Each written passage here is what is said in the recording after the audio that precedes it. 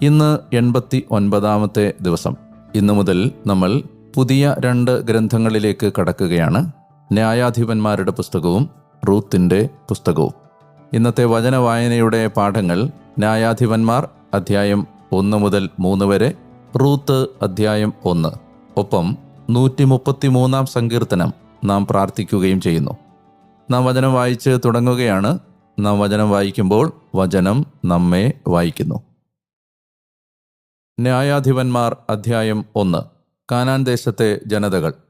ജോഷുവയുടെ മരണത്തിന് ശേഷം ഇസ്രായേല്യർ കർത്താവിനോട് ഇപ്രകാരം ആരായുകയുണ്ടായി: കാനാൻകാരോട് യുദ്ധം ചെയ്യാൻ ആരാണ് ആദ്യമായി ഞങ്ങൾക്ക് വേണ്ടി കയറി ചെല്ലുക? കർത്താവ് അരുളി ചെയ്തു, യൂദാ കയറി ചെല്ലട്ടെ. ഇതാ, ഞാൻ ആ ദേശം അവൻ്റെ കയ്യിൽ ഏൽപ്പിച്ചിരിക്കുന്നു. യൂദാ സ്വസഹോദരനായ ശിമെയോനോട് പറഞ്ഞു, നറുക്കിലൂടെ എനിക്ക് ലഭിച്ച ഇടത്തേക്ക് എന്നോട് കൂടെ കയറി വരിക.